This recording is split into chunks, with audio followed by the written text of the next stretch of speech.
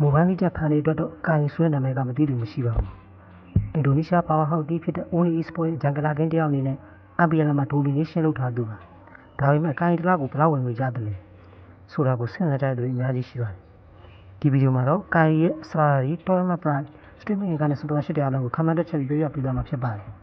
။ပထမဆုံးကာရီရဲ့လစာကြောင်းပြောမယ်ဆိုရင်တော့ IPL အင်ဒိုနီးရှားကထိပ်တန်းပလေယာရဲ့လစာတစ်လကိုအနည်းဆုံး$9,000နဲ့တောင်းဝဲအထိရှိတတ်ပါတယ်။ကာရီက superstar ဂျန်ဂလာဖြစ်တဲ့အတွက်ကာရီရဲ့လစာဟာအနည်းဆုံး$1,000ဝန်းကျင်ရှိနေတယ်လို့ e-sport community တွေကခန့်မှန်းကြပါတယ်။မြန်မာငွေနဲ့ဆိုရင်တော့တစ်လကို300ကျော်လောက်ရှိနိုင်ပါတယ်။ဒါပေမဲ့လစာတစ်ခုတည်းမဟုတ်သေးပါဘူး။ကာရီက tournament prize money တွေကနေလည်းအများကြီးရပါတယ်။ IPL အင်ဒိုနီးရှား MSC, MC tournament တွေမှာ Only က top player တွေရထားတာကြောင့် prize pool share အနေနဲ့တစ်လ average $9,000ကို$5,000လောက်ထပ်ရနိုင်ပါတယ်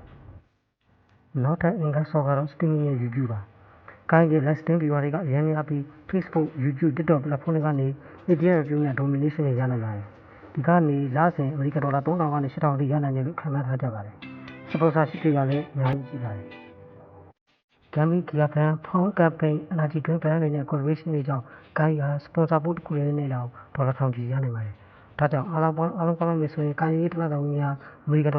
နေ$4,000ကြားထိအောင်ရှိနိုင်ပါတယ်။မြန်မာငွေနဲ့ဆိုရင်တော့သိန်းပေါင်းများစွာထပ်ရှိနိုင်ပါတယ်။